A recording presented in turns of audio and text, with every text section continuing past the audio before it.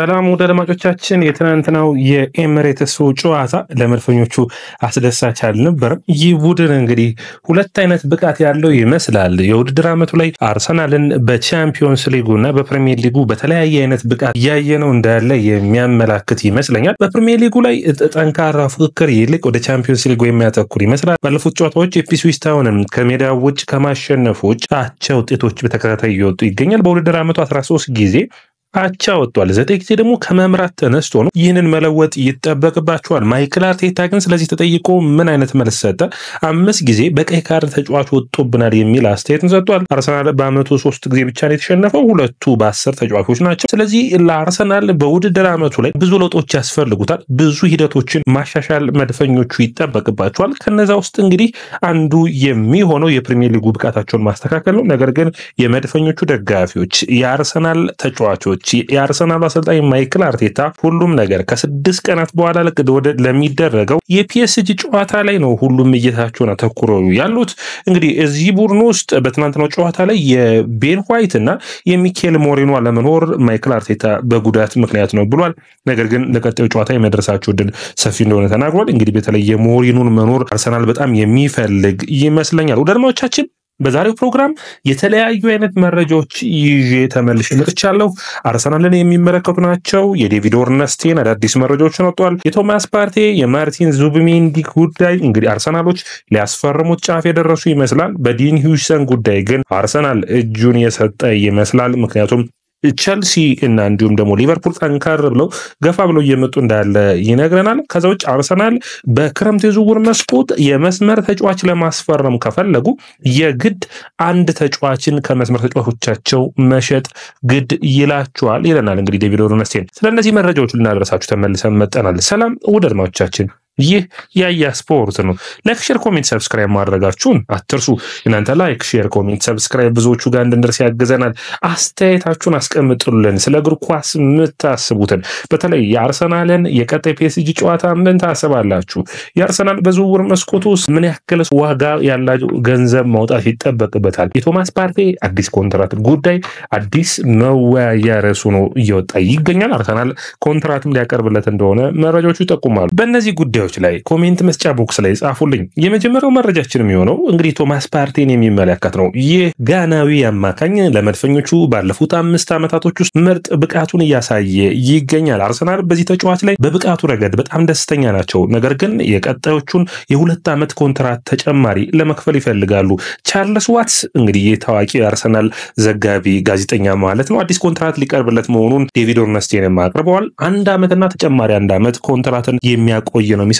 በአርሰናል ቤት ቶማስ ፓርቴ ለመቆየት ፍላጎት አለው። ስለዚህ አርሰናል በአማካይ በኩል ማጠናከር ነው እንጂ ጆርጂኒዮ እና ቶማስ ፓርቴን በአንድ የውድድር ዓመት ማጣት አይፈልጉም። ስለዚህ ይህንን ተከትሎ በቀጥታ ቶማስ ፓርቴን ለመተካት ሳይሆን ቶማስ ፓርቴ ለዙቢሜንዲን አመጣው ዙቢሜንዲ እስከሚላመድ በቀጣዮቹ 2 ዓመታቶች ውስጥ አርሰናል የሚያገለግል ከሆነ አስደሳች ነው የሚሆነው። ይህ ተጫዋች ግን በአትሌቲኮ ማድሪድ፣ በባርሴሎና እንዲሁም ደግሞ በጁቬንቱስ እና በፒኤስጂ በጥብቅ ይፈለጋል። አርሰናሎች ይህንን ተጫዋች ወደ ሌላ ሀገር ሂዶ ለቤተሰቦቹ አስቸጋሪ ከሚሆንበት በአርሰናል ቤት መቆየትን ይፈልጋል። እንግዲህ ደሞዙ ጉዳይ ነው። አንድሬ በርታ በዚህ ጉዳይ ላይ እየሰራ እንዳለ ይጠበቃል።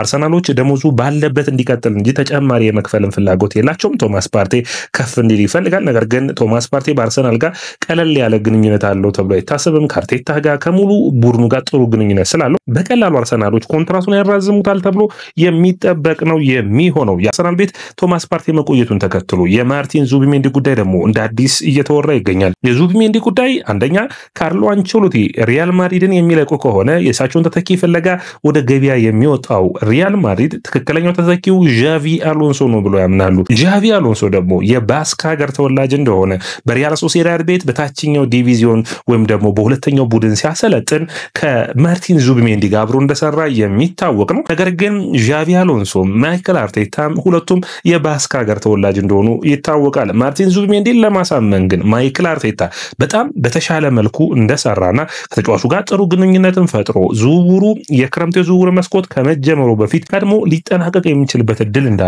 ከስፔን የሚወጡ መረጃዎች ያመላክታሉ። ሌላኛው የሚሆነው ዴቪድ ኦርነስቴን በዚህ ጉዳይ ላይ ግን ጠንከር ያለ አርሰናሎች ይህንን ዝውውር የመጨረስ ፍላጎት አላቸው የሚል ነው። እንግዲህ አርሰናል የአማካይ መስመር በክረምቱ የሚጠበቅ ነው የሚሆነው። ጥሩ የአማካይ መስመር ከዘንድሮ የተሻለ ይጠበቃል። በ6 ቁጥር ሚና ዙብሜንዲ፣ ፓርቴን እና ዲክላን ራይስም መሰለፍ ይችላል። ሞሬኖ አልፎ አልፎ መሰለፍ ይችላል። በ8 ቁጥር ሚና ግን ሞሬኖ፣ ራይስ እና ዙብሜንዲ መሰለፍ ይችላሉ። ስለዚህ ይህ የተሻለ የሆነ ቨርሳታይል የሆነ ቡድን የመገንባት ይፈልጋሉ። በ10 ቁጥር ማርቲን ኦዴጋርድ እና ኢታን ንዋኔሪ የሚሸፍኑ ይሆናል። አርሰናል ይህንን ተጫዋች ሲከፍል ግን ድርድሮች የሚጠብቁት ይሆናል። አንደኛ የውል ማፍረሻው 60 ሚሊዮን ዩሮ ነው። ስለዚህ በስፔን ህግ መሰረት ቀጥታ ለሪያል ሶሲዳድ ጋር ድርድር ሳያደርግ አርሰናል ለስፔን የእግር ኳስ ኃላፊዎች ወይም ለስፔን እግር ኳስ ፌዴሬሽን በቀጥታ ይህንን ገንዘብ መክፈል ነው የሚጠበቅበት። አርሰናል ደግሞ ሌሎች ተጫዋቾችን ማስፈረም ፍላጎት ስላለው ከኮንትራቱ ላይ ትንሽ ተጨማሪ በመክፈል በአመታት እንዲከፈል ይፈልጋል። ያንን እንግዲህ ከሪያል ሶሲዳድ ጋር አርሰናሎች ጥሩ ግንኙነት ስላላቸው ባለፈው የውድድር ዓመት ሚካኤል ሞሬኖ በ35 ሚሊዮን ፓውንድ ማምጣታቸው የሚታወስ ነው። ስለዚህ ሌላ ተመራጭ ሂደት ሊሆን የሚችል ነው። ሞሬኖና ማርቲን ዙብሜንዲ አብረው የመጫወት እድልን ያገኙ ይሆናል። ነገር ግን በአማካይ በኩል ዙብሜንዲ ሞሬኖንና ኦዴጋርድን ካየን የዛሬ 3 ዓመትና 4 ዓመት በፊት ፔላ ሊጋ ያየነውን የሪያል ሶሲዳድ የአማካኝ ቡድን ይመስላል። ስለዚህ ለመድፈኞቹ ይህ ጥሩ እድልን የሚያመጣ ይሆናል ተብሎ ይታሰባል። ነገር ግን መድፈኞቹ በዙብሜንዲ ጉዳይ ሲቀናቸው፣ በዲን ሂውስተን ጉዳይ ግን አሁንም በቼልሲ የተሻለ እድል እንዳለው መረጃዎቹ ያሳያሉ። ምክንያቱም የተጫዋቹ በቋሚነት መጫወት ይፈልጋልና አርሰናል ደግሞ ያንን ሊያረጋግጥለት አልቻለም። ሪያል ማድሪድ አሁንም በዚህ ዝውውር ጉዳይ እጁ እንዳለበት የሚጠበቅ ነው። ነገር ግን ቼልሲዎች ገፋ ብለው ሂደዋል።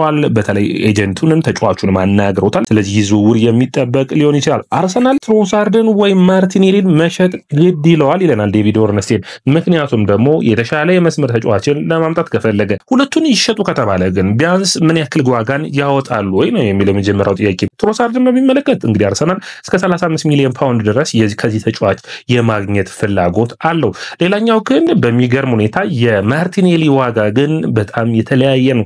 ያለፉት ዓመታቶች ውስጥ የተለያየ አይነት ዋጋዎችን አልፏል። የዛሬ 2 ዓመት በጣም ውድ ከሚባሉ 100 እና 110 ሚሊዮን ፓውንድ ያወጣሉ ከሚባሉ ከነ ቡካዮ ሳካ ጋር መሰለፍ የሚችል ተጫዋች ነበር። አምና በተለይ በጉዳትና በተለያዩ ሁኔታዎች ያቋም መውረዱ ይታያል። በዘንድሮ ያ ሁኔታ ይታይበታል። ነገር ግን አርሰናልን በመከላከሉ ረገድ፣ በመስመር በመጫወት ረገድ ማርቲኔሊ በጣም የተሻለ ነው። አርሰናል ማርቲኔሊም ትሮሳርድም ያስፈልጉታል ባይነኝ። ሁለቱም የተለያየ አይነት ብቃት ያላቸው ተጫዋቾች እንደሆኑ ልብ ልትሉት ይገባል። ምክንያቱም ማርቲኔሊ በመስመሮች በመመላለስ ወደኋላ በመሸፈን ወደ መስመሩን ጠብቆ በመጫወት የተሻለ ተጫዋች ነው። ፍጥነትን፣ ካውንተር አታክን በሚገባ ማከናወን የሚችል ነው። ትሮሳርድን በሚመለከት ግን ትሮሳርድ የአጥቂ መስመሩ ተደራቢ በመሆን ክሊኒካል ጨራሽ ነው። ባለፉት ጊዜያቶች ብቻ ሳይሆን በዘንድሮ ውድድር ዓመት ምን ያክል ጎሎችን ለአርሰናል አስፈላጊ የሆኑት እንዳስቆጠረ የምታውቁት ነው። እንግዲህ በቅርብ ጊዜያቶች እንኳን ባለፉት 4 ጨዋታዎች 4 ጎሎችን ማስቆጠር ችሏል። ለፒኤስጂ ጨዋታም የመሰለፍ እድሉ ሰፊ እንደሆነ ብዙ መረጃዎች ይናገራሉ። እንግዲህ አርሰናል መልቀቅ የሚጠበቅበት ከሆነ ግን በእድሜ አኳያ ትሮሳርድን መምረጥ ግድ ሊለው ይችላል።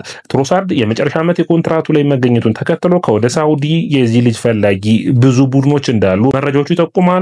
አርሰናል ግን ከተቻለ እነዚህ ተጫዋች እያሉ የመስመር ተጫዋችን ማምጣት ውጤታማ ያደርገዋል። በተለይ በመስመር በኩል የኒኮ ዊሊያምስ የሚመጣ ከሆነ ሁለቱም መስመሮች ሸፍኖ መጫወት የሚችል ይሆናል። ነገር ግን ለመድፈኞቹ አስቸጋሪ ያደረገው በዚህ ክረምት ገብርኤል ሄሱስን የመለቀቅ እቅድ ነበራቸው። የገብርኤል ሄሱስ መጎዳት የግድ አርሰናሎች በዚህ ቦታ ላይ ተጫዋችን ለመጨመር ተጫዋችን መሸጥ ግድ ብሏቸዋል። ምክንያቱም አርሰናል በአጥቂ መስመር ላይ አንድ አጥቂ እንደሚያስፈርሙ ይጠበቃል። የአጥቂ መስመሩን ጨምሮ እንግዲህ ሃቨርትዝ ሌላኛው ተጫዋች የሆነው ገብርኤል ሄሱስ 2 ማለት ነው። በአጠቃላይ 3 ተጫዋቾች በአጥቂ መስመር ላይ ይኖራቸዋል። ስለዚህ በመስመር ተጫዋች ላይ 3 ተጫዋቾችን የመያዝ እቅድ የላቸውም። ስለዚህ አርሰናል አንዱ ተጫዋች ሽጦ እንኳን ገብርኤል ሄሱስን እንዲሁም የሚለቁት ከሆነ በቀጣይ የተሻለ ተጫዋችን ብለው ደግሞ በጥሩ የዝውውር መስኮት የመሳተፍ እቅድ እንዳላቸው መረጃዎቹ ያሳያሉ። በዲን ሂውስተን ጉዳይ ግን አርሰናል አሁንም ተስፋ እንዳልቆረጠ ብዙ መረጃዎች እያሳዩ ይገኛል። እንግዲህ አርሰናል የትናንትናውን የክሪስታል ፓላስ ጨዋታ ተከትሎ ብዙ መረጃዎች እየወጣ ነው የሚገኘው። አንድ ነገር ማድነቅ የሚጠበቅባችሁ ግን የዘንድሮ የሊቨርፑል ወጥነትን አለማድነቅ አይቻልም። አርሰናል እንግዲህ በቻምፒዮንስ ሊጉ ደግሞ አርሰናል የተሻለ ወጥነት ያለው ቡድኑ ነው ይታያል። ነገር ግን አርሰናል በጥር ጊዜ ተጫዋችን አጥቂን አለማስፈረሙ ከዛ ውጭ በቪላ እና በብራይተን እንኳን ጥሎ ብዙ መድፈኞች ዋንጫውን ያሸንፋል ብሎ ጠብቀው ነበር። ብዙ የአርሰናል ደጋፊ ግን ዋንጫውን እንደማያነሱት የታያቸው ዌስትሃም በሜዳቸው ያሸነፋቸው ጨዋታ ጊዜ ነው። ያ በጣም ተስፋ አስቆራጭ ከነበሩ የዘንድሮ ውድድር ዓመት ውጤቶች ውስጥ አንዱ ነው። በመድፈኞቹም በሜዳቸው 1-0 ያሸነፈበት ጨዋታ የሚታወስ ነው። ስለ ማርቲን ዙቢሜንዲ አንድ ጋዜጠኛ በኢኤስፒኤን የሰጠውን አስተያየት ላቅርብላችሁ። ወደ አድማቻችን አርሰናል 60 ሚሊዮን ፓውንድ መክፈሉ ትንሽ ውድ ይሆናል። ምክንያቱም ይህ ተጫዋች በአውሮፓ መድረክ ላይ አንድ የውድድር ዓመት ብቻ መጫወቱ ይህንን ዋጋ ሊያስወጣው አይችልም። በዩሮ 24 ላይ በመጨረሻው ጨዋታ ሮድሪ ከተጎዳበት ጊዜ አንስቶ በሚገባ ጥሩ ብቃቱን አሳይቷል። ያ መደነቅ የሚጠበቅበት ነው። ጥሩ ብቃት ያለው ተጫዋች ነው። ማይክል አርቴታ የተሻለ ብቃቱን ማሻሻል ይችላል በማለት አስተያየቱን ሰጥቷል። እንግዲህ አርሰናል ከ6 ቀናቶች ይጠበቃል ለፒኤስጂ ጨዋታ። ማይክል አርቴታ የተሻለ ቡድን የተሻለ ብቃት ያለውን አሰላለፉን የሚጠበቅ ነው የሚሆነው። አርሰናል በወጥነት ራሳቸውን ማየት ግድ ይላቸዋል። እንግዲህ አርሰናል በዘንድሮ ውድድር ዓመት 13 ጊዜ አቻ መውጣታቸው ብቻ አሳሳቢ እንደሆነ መታወቅ ይጠበቅበታል። ቡድኑ ራሱን ማሻሻል ያስፈልገዋል። አርሰናል እንደ ቡድን ያሉበትን ችግሮች ለመፍታት እንግዲህ በክረምት የዝውውር መስኮት መጠበቅ ግድ ይሏል። ነገር ግን በተለይ ለመጀመሪያው ፒኤስጂ ጨዋታ የሚካኤል ሞሬኖ መመለስ ይፈልጋል። ዲክላን ራይስ እና ሚካኤል ሞሬኖ በአማካይ መስመር ላይ መሰለፍ ዕድላቸው ሰፊ ስለሆነ ያ የተሻለ ዕድልን ይፈጥራል። ትሮሳርድ በአጥቂ መስመር ላይ የመሰለፍ ዕድል ሊኖረው እንደሚችል እየተገመተ ይገኛል። ውድ አድማጮቻችን ይህ ያያ ስፖርት ነው። ላይክ፣ ሼር፣ ኮሜንት ሰብስክራይብ ማድረጋችሁን አትርሱ። የእናንተ ላይክ፣ ሼር፣ ኮሜንት ሰብስክራይብ ብዙዎቹ ጋር እንድንደርስ ያግዘናል።